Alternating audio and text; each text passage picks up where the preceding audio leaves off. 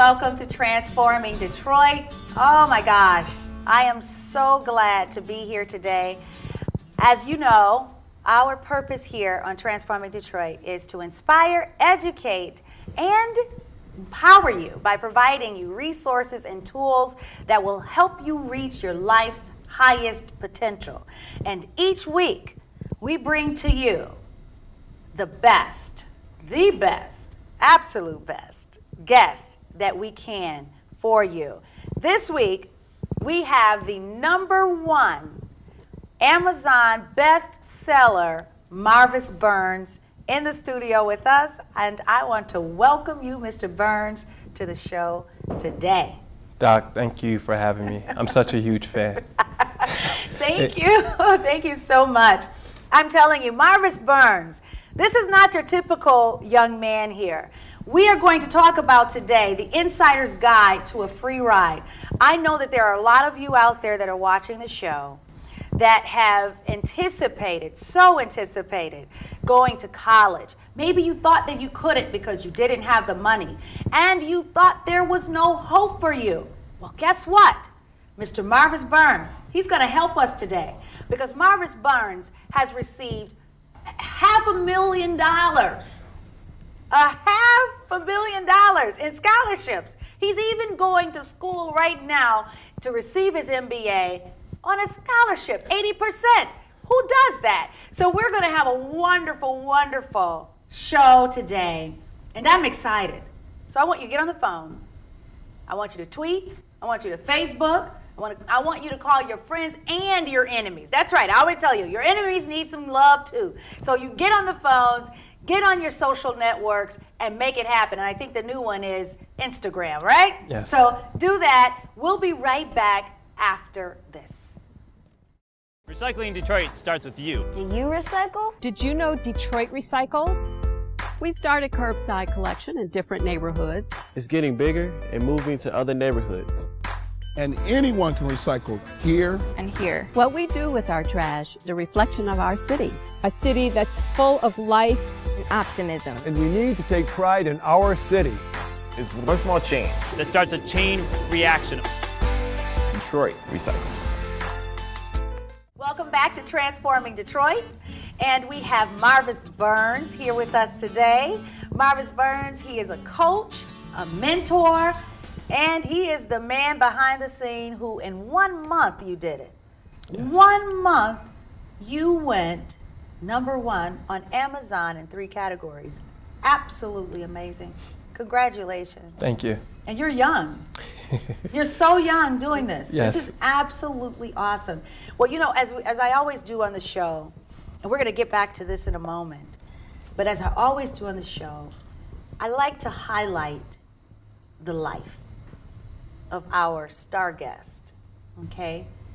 Because as we know, as our purpose, well, my purpose is to help individuals reach their life's true purpose, which is their highest potential. But we go through things. And a lot of times, Marvis, people feel that they have no hope or anything to substantiate them moving forward. So I want to talk about you. You are from Detroit, the east side of Detroit. Okay, now for a west sider, we think that's like, whoa, the east side, you know? Yes. Let's talk about your life. How did this start? You have a single mom. Yes. So my story is one. It's one packed with adversity, and I think we all have those experiences of adversity. For me, it was when I was 12 years old. Actually, you know, I had a string of deaths that had happened in my family, Oh, wow. and that signaled to me that, for one, death doesn't discriminate as far as age, but for two, it was a signal that you need to find a higher purpose in life and focus your life on doing something that changes the world. Absolutely. I was 12 years old at the time. And you wanted to change the world. I was ready to change the world at 12 years old. What was the catalyst for your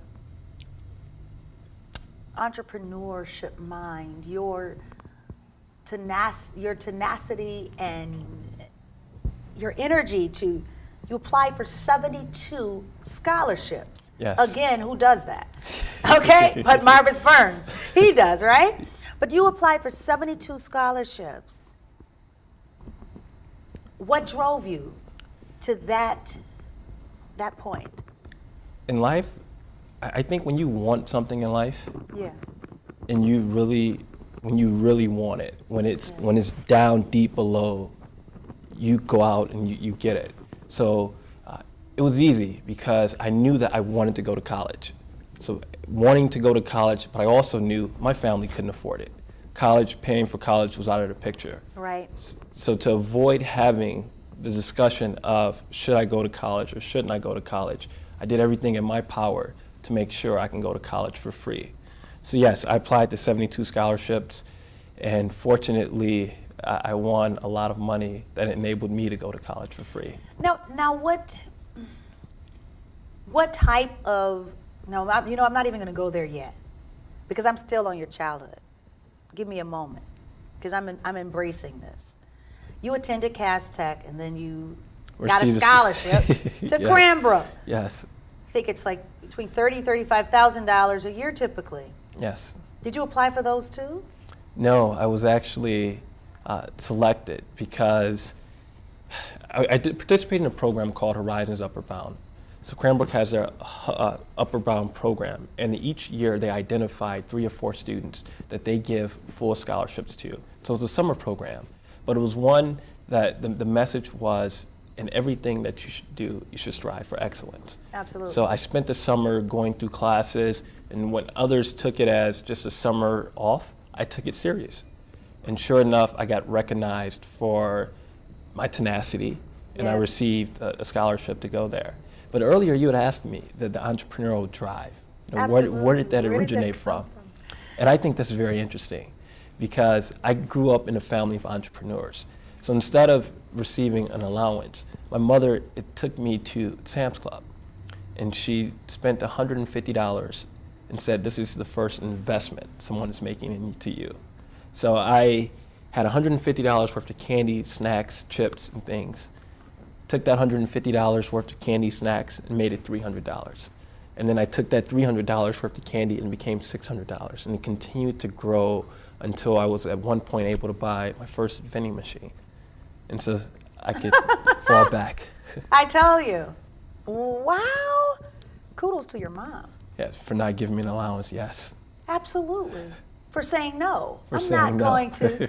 I'm not going to be a part of this charade. No, she wasn't.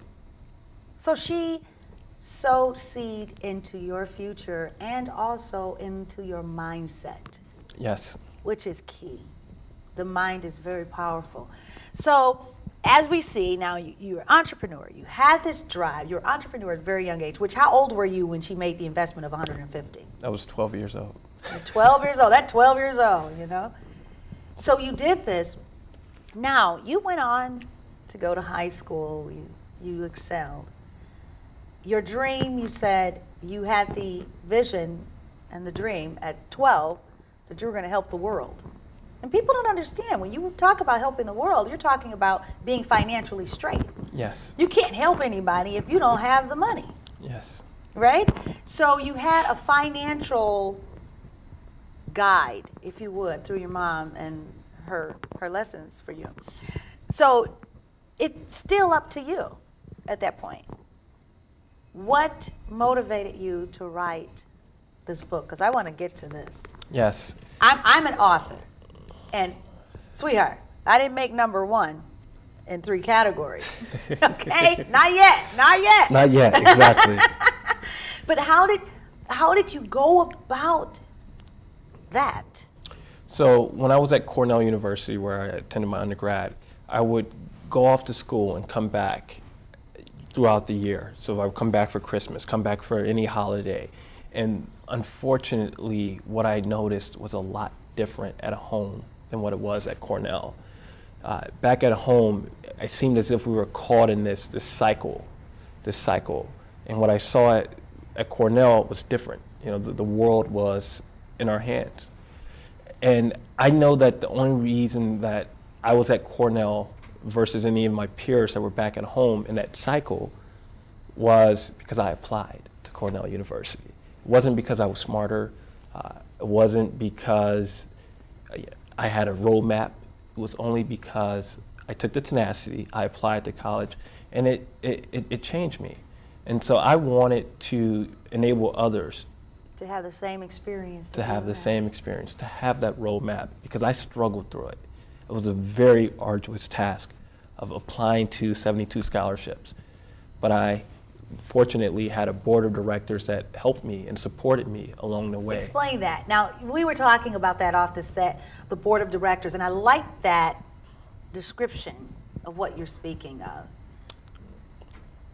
Let's talk about that. Because see, to some people, especially the younger generation, board of directors, I don't have a big company, what's that, you know?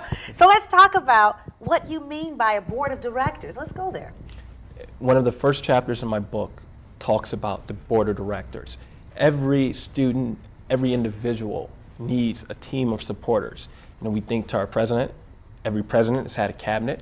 We think of companies, each CEO has an executive board. So every student needs a board of directors. And for the student, that's identifying 4 people that are going to support them as they go through this process. A counselor, a reviewer, someone that's going to advise them, serve in that advisory role, and also a recommender. And there's a strategy to getting all those people, because you can't just recruit anyone to your board. You have to recruit the right ones to your board. And you know what, I'm laughing here. My mind is going a million miles a minute. I'm thinking of so many opportunities, ways for you to speak. I'm telling you, this is great. I think it would be so awesome for children to do that. And I believe that people would really jump on board and take it very seriously if a child comes to a counselor or whatever and have a form and say, I am setting up my board of directors for my college prep. Is that good? Yes, yes. And then going in there and identifying people that you desire to do so, and also the roles that you would like them to play, and then going out to them and giving them the opportunity to accept the responsibility or not. Yes. That is so awesome. That is so awesome. Just those little things that really matter. It matters so much. Oh, so wow. much. Your book. Now, can I please read something? I want to read this. You talk about elevator pitches and the whole thing. This is so awesome on page 50. You said, this is a sample of elevator pitch. And yes, full disclosure here. It was my elevator pitch. It should give you an idea of how an elevator pitch is constructed. Now let's talk. Now before, I'm going to read this and I'm going to have you talk about what elevator pitch is and why you do it. I'm the president of a 30-person student organization called Youth Empowerment Program, and we've raised $3,000 for winter coats this year. I'm passionate about ensuring all youth have the essential household items like shelter, coats, and gloves, so I've spent the last year working with YEP and school administration to raise awareness about disadvantaged youth. I volunteer at the local Salvation Army, speak out at community events, and I'm excited to tell you more about my interest and goals. And so you did this, when and why, and we're going to talk about it when we come back, because that's so important. They said you're supposed to have 30 seconds. An elevator pitch, if you're trying to get an investor, if you are wanting to bring someone on your team, right? Yes. Get people to invest in a fundraiser. You've got 30 seconds in and out. Was this 30 seconds? That was 30 seconds. 30 seconds. 30 and seconds. That was good. Okay, we're going to be right back. I hope you're enjoying this, because we're going to even share a couple of scholarships. Can we do that? Yes. A couple of resources for you and all of your friends, family, and even your enemies. We'll be right back after this. This is so. My name is Caitlin Brown.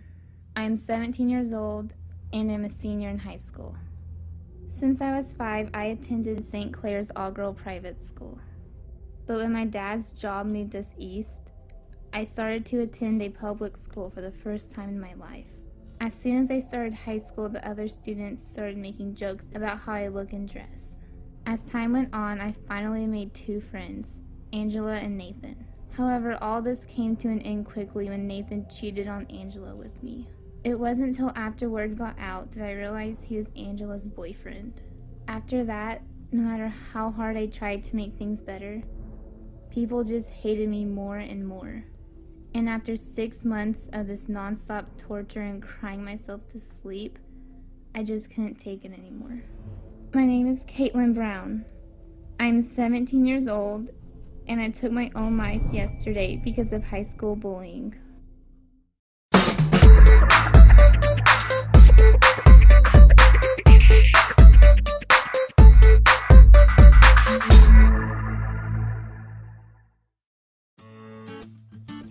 Okay, now you're going to tell us about your 30-second elevator pitch that we talked about just before the break.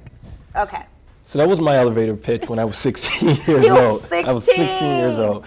And I had just started YEP, Youth Empowerment Program. And I wanted to raise awareness and get people to help donate coats or give us money. And we needed money. And you couldn't get money if you didn't have a reason behind it. So I would go out and I would give that pitch. And I'll call out key things in that pitch that every student needs to have in their 30-second pitch, regardless of your story. One of the biggest principles in my book is telling your story. Your story is going to be different from my story. But in that story, as I said, full disclosure, the things that students need to do, you read 30 people were a part of this organization. So you said, wow, this 16-year-old has got 29 other Yeppers. You also heard that I volunteered. So part of completing your story is going through this full spectrum of you. What do you do in school? What do you do outside of school? How are you performing in the classroom and even outside the classroom? And all those things are in that pitch. Wait a minute, listen. Now, I'm a speaker, right? Yes. Talk show host, all this great stuff, right? They've been trying to tell me to do a 30-second speech and a pitch, and I can't get it together. I'm telling you, it's close to 35, then it's 45, and then I try to edit it, and I might get 60 seconds. And eventually, I just said, look, I think that's why I just want to smile. Can we just smile? So at 16 years old, you put this together. A lot of adults, a lot of times will sit back on our own gifts because we don't know what to say or we don't have the money. But through the lessons of our youth, like what you've done, that's amazing. How old are you now? 25. 25 years old. Yes. #1 Amazon bestseller. Yes. 30 seconds, elevator pitch, down pat at 16. Yes. Wow. So listen, so you did this, and how much money did you end up raising totally for your YEP program, and is it still in existence? YEP is no longer still in existence. I've since started another nonprofit. My nonprofit I started after school is called it's Young Leaders for Excellence, YL4E. Oh, awesome. And for YL4E, I was able to raise $50,000 in 50 days. So we went on a 50 and 50 campaign, and fortunately, we were able to raise that money to support our mission. But for YEP, we had raised a few $1,000s. We donated, I believe, within 2 years, 200 or 300 coats to the needy back here in Detroit. So it was a very successful preparation for what would become. And that's what I did through my nonprofit, Young Leaders for Excellence. Amazing. Yes. Amazing. And follow through is a major part of that. Would you agree? So one of the scholarships that I had won for $20,000, I honestly think the sole reason I had won that scholarship was because of follow through. I met a gentleman when I was a junior in high school. I stayed in touch, and I tell students all the time, you have to stay in touch. And I have some sample emails to send out as to how to stay in touch with people. Is that in the book? It's in the book. I put it all in the book. I put it all in the book because I've noticed that the latest scholarship book was published in 2001. And what it takes in 2013 is not what it takes in 2001. It takes a lot more. So you did your marketing and your study, your background. Yes. That's it. The follow-up, the marketing, the tenacity, 30-second elevator pitch, absolutely key. The board of directors. Yes. So I'll say in order, the board of directors, if you have a vision, putting your team together, having your pitch together, Yes. staying focused to see it through, follow up with your connections. Awesome and amazing. Now, you apply for scholarships. Yes. There are millions of scholarships. I think one of the things that people may stumble on is, what do I apply for? You know, where do I apply? What do I apply for? What would you advise or share with our listening audience that you would find, you know, a very great avenue for them to travel when it comes to that? So in my book, I talk about there's two types of scholarships. There's the local-based scholarships and the national. The national generally would receive a lot of more applications versus the local scholarships. So the competition is a little more fierce. Generally, the dollars attached to those scholarships are a little more, but you have to apply to a mixture of both. You should never say that this is too small. I was winning scholarships as small as $500 and scholarships as large as $40,000. So it was a combination. And I tell students it all starts, believe it or not, with Google. You need to Google the things that you're interested in. Every fraternity, sorority, they have scholarships that they give to students. And if you find one on a national level, chances are you can just type in your city and also find that same scholarship on a local level. So you can win both. Yeah. If you're interested in arts, there's a lot of art scholarships. For me, I was an entrepreneur. So the scholarships that I was looking for were all business-based scholarships. Now, you said $40,000. Do you mind sharing who blessed you with that one? The $40,000 scholarship, if I'm not mistaken, I received two $40,000 scholarships actually. The one organization was the national. God, so many of these scholarships. I'm sorry. That's okay. At some point, it just gets very blurry when you start to think of the different scholarships that I have won and accumulated over the years. The $40,000 one, who actually gave me that scholarship? It was two organizations. Don't worry about it, because I have another question. The what did you have to do for that scholarship? How about that? What did you have to do, and what was your area of focus in your study that you were going for? See, that's a very interesting question, because what you have to do for the $40,000 scholarship is generally the same thing you have to do for the $1,000 scholarship. Wow. That's tell your story in a way that resonates with the organization that's awarding the money. You tell your story through their eyes. You tell your story, but through their eyes. And a lot of students don't understand that. They're so fixated on, am I good enough? Well, you are, but you have to do it through their eyes. And the other things that it takes is knowing more about the organization than a person that interviews you. Because a lot of those scholarships now, they have an interview component. And you'd be surprised, 20 minutes on Google, you can walk into that position. To walk into an organization, have an interview and say, hey, I know that you've been president for the last 2 years. You've been president for the last 2 years, and you guys have given out $500,000 in scholarships over the last 4 years. I'm very thrilled to be here. You stroke a few egos. That's right. Need. You really just did it right there. You stroke a few egos, and you'll get it. Absolutely awesome. That is so awesome. I'm sitting here listening like, wow, okay.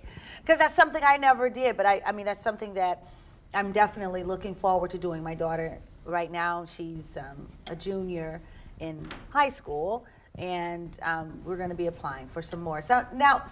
So basically, you were telling your story, you told your story, and you did it through their eyes, and you did a little research on the company, getting ready for them. Simple task. Simple. And do you know how many people are not interested in doing the simple task? And that's a shame, because if you don't invest the time, how can you really expect someone to give you the dime? And I tell that to students all the time. You have to invest it. It's no such thing as free money. Scholarships are an investment, and you have to signal to an organization that you're worthy of the investment. Amazing. Gosh, amazing. I'm so excited that you're here. This means so much for the city of Detroit. Do you know that? Yes. And that to know that you are a product of the city of Detroit. Absolutely awesome. Well, we're going to be right back. I can't believe it. 30 minutes go so fast. I'm so glad we had this time together. We'll be right back after this. Hey, Sarah. Oh my gosh, he's so cute. Been doing like I taught you. Love the new tattoo, Sarah. Dude, that's Sarah. The girl in the pink shirt. That's the girl I was telling you about. Theater 2 on your left. Hey, Sarah. What color underwear today? Hey, Sarah. So when are you going to post something new? Anything you post online, anyone can see. So think before you post. Oh, wow. I can't believe it. This is over. I've got to have you back when you come in town. And I know you're going Sunday. You have an event. Yes. You're going to be at Rhonda Walker's event. Yes. Coming up. And that's why you're in town. I'm so glad that we have met. This is amazing. I want to say congratulations. I place great positive energy over your entire project, that you will, in fact, do well beyond your wildest imagination. And as a result of you sowing seed into other children's lives and to families' lives. I mean, this is a transformational tool that you've provided for us at such a precious young age. And you didn't allow the streets of Detroit, as people would say, to keep you from that. But as a matter of fact, it was your opportunity. From Detroit is where you grew, and how it's helped you become a phenomenal young man. So I want you, because I know you are a speaker too. That's right. I want you to speak into that camera. And I want you to speak a word to the youth. Somebody is listening. Somebody listening to you right now, they don't think it's possible for them to go to school. I want you to talk to that young man or that young girl, and then let us know where we can find you and also get the book. Thank you. Well, to all the students, the parents, and the families that are there, I really have one message. You really have to put forth the effort and believe. Because if you believe and you apply yourself, you can be successful. I wrote this book knowing that it will get into the right hands, and the people that touch it would have that tenacity that we've been speaking about to go out there and get these scholarships, because there's a lot of scholarship money that every student, if they want it, should have the option, and they can go to school for free. So my book, The Insider's Guide to a Free Ride, is available online on Amazon. It's available also on any other online bookstore. You can find me on Twitter. As a matter of fact, if you follow me on Twitter, you can read about different scholarships that I've identified for students to apply to, and that hashtag is Educational Keys. My website is educationalkeys.com. My email, I even give my email address because I make myself available to students that want the time. You can email me at Marvis, Marvis, at educationalkeys.com. That's all I can say. Have Oh my gosh. Listen, this is so amazing. I've got chills. I mean, this is just amazing. I want to thank you, Marvis, for coming on Transforming Detroit and providing an opportunity of transformation for Detroit. A lot of young people need you. Listen, we're here every week, as you know. And I'm almost speechless. I don't think I've ever been speechless after a show. I'm speechless because this is really awesome. And I'm thinking about all of the young people out here who are desiring and feeling that there is no hope at all. But we have someone from our neck of the woods who have authored a #1 bestseller. We ought to be proud, Detroit. We've got to be proud of Detroit. This here, #1 bestseller, 3 categories on Amazon. Someone took the time to be serious about what they want. He talked about telling your story. What is it that I always share? Your mess up and or tragedy is just your opportunity for prosperity. It's your opportunity for you to transform your life and also to help others transform theirs. His story, he put it into words. He made it happen. We have to make it happen, and we have to stop passing the buck, using our story as an excuse, but rather capitalizing on what has been given to us.